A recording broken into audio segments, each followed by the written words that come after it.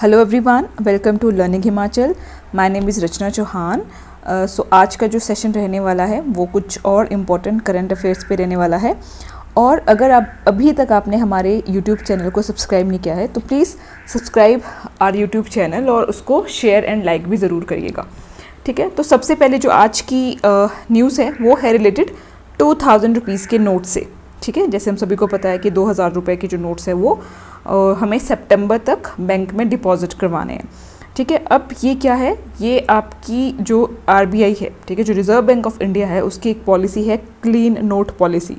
ठीक है, जो क्लीन नोट पॉलिसी है under which it has withdrawn RS 2000 rupees notes. तो ये आपको अपने एग्जाम के लिए ध्यान रखना है। कौन सी पॉलिसी के अंतर्गत? क्लीन नोट पॉलिसी के अंतर्गत। अभी क्लीन नोट जो पॉलिसी है वो क्या है, वो देखिए आरबीआई ने चलाई है। किस लिए चला रखी है क्लीन नोट पॉलिसी?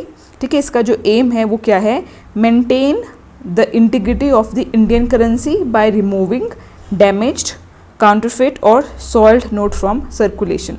ठीक है, जो भी डैमेज्ड है या फिर जो काउंटरफेट का क्या मतलब होता है, जो जाली नकली नोट्स होते हैं या फिर सॉल्ड नोट्स होते हैं, जो कि गंदे नोट्स होते हैं, मतलब कि धूल मिट्टी वाले जो नोट्स होते हैं। ठीक है, उसके लिए बेसिकली जो ये क्लीन नोट पॉलिसी है वो आरबीआई ने चला रखी है। ठीक है, तो आपको दो चीज़ें याद रखनी है कि जो 2000 रुपये के नोट्स है वो कौन सी पॉलिसी के अंडर, क्लीन नोट पॉलिसी।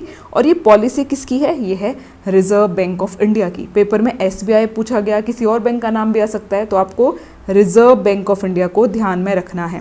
ठीक है, सेकेंड जो हमारा करंट अफेयर है वो है रिलेटेड रस्किन बॉन्ड से। ठीक है, रस्किन बॉन्ड की बुक है एक जो न्यू अभी पब्लिश हुई है, वो है द गोल्डन ईयर्स।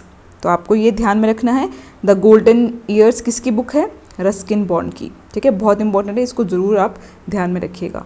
नेक्स्ट जो न्यूज़ है हमारी वो है रिलेटेड ब्रिटेन से। ठीक है, देखिए अभी G7 जो मीटिंग है, ठीक है, वो आपकी हिरोशिमा जापान में चल रही है। ठीक है, तो वहीं पर ब्रिटेन ने बोला है कि जो रशियन डायमंड है, जो रूसी हीरा है, उस पर उसने रोक लगा दी है। ठीक है, इसका रीज़न क्या दिया है उन्होंने? यूक्रेन युद्ध। ठीक है, जो भी अभी यूक्रेन वॉर हुआ था, रूस और यूक्रेन के बीच में जो वॉर हुआ था, ठीक है, उसके लिए उन्होंने ये फैसला लिया है। ठीक है, अब अगर हम PM की बात करते हैं ब्रिटेन के, वो कौन है? ऋषि सुनक। ठीक है, तो आपको ये ध्यान में रखना है कि पेपर में जो क्वेश्चन बनेगा वो इस तरह से बनेगा कि किस देश ने रूसी हीरा या फिर रशियन डायमंड पर की खरीद पर रोक लगा दी है, तो वो कौन सा है? वो है आपका ब्रिटेन। ठीक है, नेक्स्ट क्वेश्चन है हमारा, जो नेक्स्ट न्यूज़ है हमारी वो है रिलेटेड जालिन कट्टू से। ठीक है, अब देखिए जो ये जाली कट्टू है, सबसे पहला जो क्वेश्चन बनेगा वो पूछा जाएगा कि जाली कट्टू कहाँ से रिलेटेड है? ये आपका तमिलनाडु से रिलेटेड है। ठीक है, तो जाली कट्टू एक ऐसा स्पोर्ट्स बोलो आप इसको या फिर फेयर बोलो, ठीक है, जो कि तमिलनाडु में मनाया जाता है। जाली कट्टू में क्या होता है कि जो बैल होता है, बैल की जो लड़ाई है वो किसी इंसान से करवाई जाती है। ठीक है, तो इस पर सुप्रीम कोर्ट ने रोक लगा दी थी, लेकिन अब जो है सुप्रीम कोर्ट ने बोल दिया है कि नहीं, जो ये जाली कट्टू जो तमिलनाडु में जो ये फेयर जो सेलिब्रेट होता है उस पर मतलब कि अब वो सेलिब्रेट हो सकता है। ठीक है, तो जाली कट्टू आपको बेसिकली क्या ध्यान में रखना है कि कहाँ से ये रिलेटेड है, कौन से स्टेट से रिलेटेड है? ये है तमिलनाडु। ठीक है, इसमें बैल और इंसान की जो है लड़ाई करवाई जाती है। नेक्स्ट जो न्यूज़ है वो है रिलेटेड ऑपरेशन ध्वस्त से। ठीक है, और जो ऑपरेशन ध्वस्त है, ठीक है, ये किसके द्वारा चलाया जा रहा है? NIA की फुल फॉर्म क्या है? National investigation agency. ठीक है, तो नेशनल इन्वेस्टिगेशन एजेंसी ने क्या चलाया है? ऑपरेशन ध्वस्त। किसके लिए? टेररिस्ट, गैंगस्टर्स और नार्को नेक्सस के लिए। ठीक है, तो ध्यान में रखिएगा, इंपॉर्टेंट है कि ऑपरेशन जो ध्वस्त है वो किसके द्वारा चलाया जा रहा है? NIA नेशनल इन्वेस्टिगेशन एजेंसी के द्वारा। ठीक है, किसके लिए? टेररिस्ट, गैंगस्टर और नार्को नेक्सस को बंद करने के लिए। ठीक है, उनके खिलाफ। नेक्स्ट जो न्यूज़ है हमारी वो है related India first defence fund. ठीक है, तो इंडिया का जो फर्स्ट डिफेंस फंड है वो किसने लॉन्च किया है? HDFC म्यूचुअल फंड ने। ठीक है, तो HDFC का नाम याद रखिएगा, अगर आपको आता है एग्जाम में कि जो इंडिया का फर्स्ट डिफेंस फंड है वो किसने लॉन्च करा है? HDFC ने।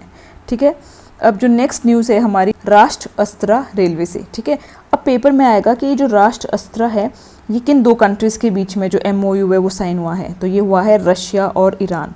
ठीक है, यहाँ पे रशिया और इंडिया भी हो सकता है, ठीक है, रशिया चाइना कुछ भी हो सकता है। तो ये आपको ध्यान रखना है कि जो राष्ट्र अस्त्र रेलवे है, ठीक है, वो क्या है, वो दो कंट्रीज़ है उसमें इन्वॉल्व, कौन कौन से, रशिया एंड ईरान। ठीक है, इसमें क्या है, जो ये रेलवे लाइन जो बनेगी ये रशिया हो गया आपका, ईरान इससे कनेक्ट होगा, अजरबैजान इससे कनेक्ट होगा और इंडिया इससे कनेक्ट होगा।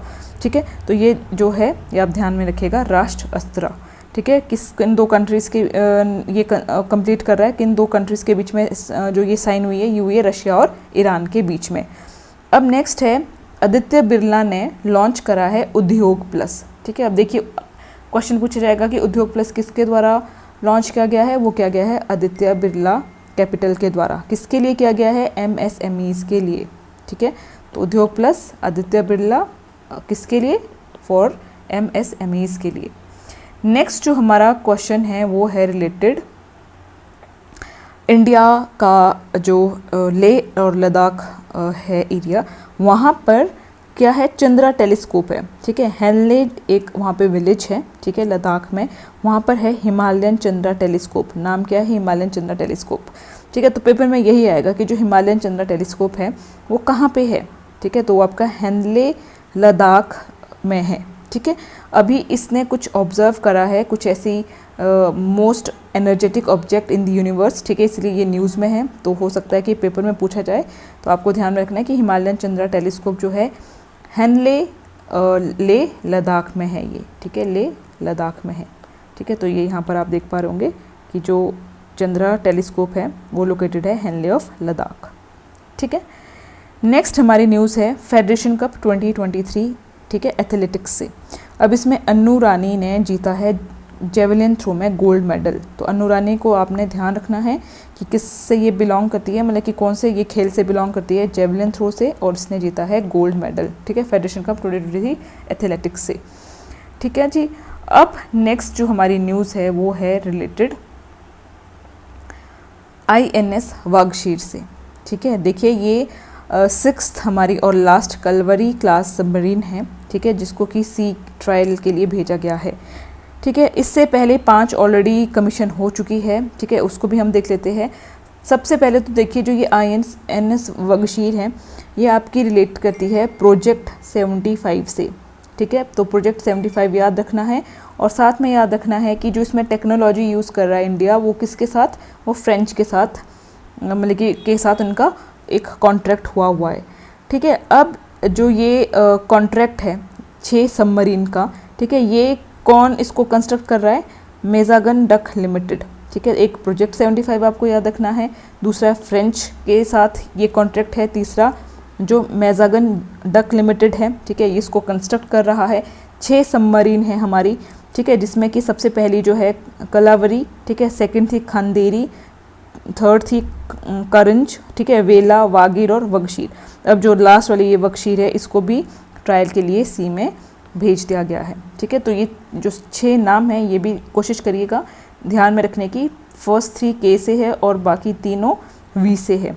ठीक है, कलवरी, खांदेरी, खरंज, वेला, वागीर और वगशीर। जो लास्ट है वो कौन सी है, वगशीर, जिसको कि अभी सी ट्रायल के लिए भेजा गया है, और ये कमीशन हो जाएगी या तो इस साल के एंड में या फिर नेक्स्ट ईयर के स्टार्टिंग में। ठीक है, तो ये थी आज की कुछ न्यूज़ जो कि इम्पॉर्टेंट है, इनके आप नोट्स बना दीजिएगा। ठीक है, सिंपल से जो अगर एक सजेशन मैं आपको दूँ तो जस्ट आपको क्या करना है, एक पेज पे, जैसे पेज है तो वहाँ पे जस्ट जैसे कि यहाँ पे न्यूज़ हमारी ब्रिटेन से रिलेटेड है, तो बस ये रखना है कि ब्रिटेन ने किस पे रोक लगा दी है, रशियन डायमंड पे। ठीक है, तो बस आपको यही चीज़ याद रखनी है, यही चीज़ पेपर में पूछी जाएगी। तो जितना शॉर्ट नोट्स हो सके आप उतना शॉर्ट नोट बनाओ, क्योंकि वो रिवाइज करने के लिए इजी रहते हैं।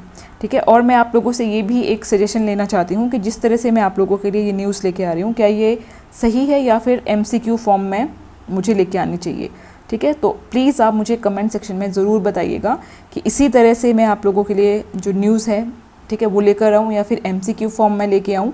देखिए, इस तरह की न्यूज़ लाने का मेरा एक मकसद ये है कि यहाँ से अगर आप नोट्स बनाते हो, ठीक है, तो वो कभी गलत नहीं होंगे, क्योंकि ये जो न्यूज़ है ये किसी ना किसी न्यूज़पेपर से मैंने कट करी है।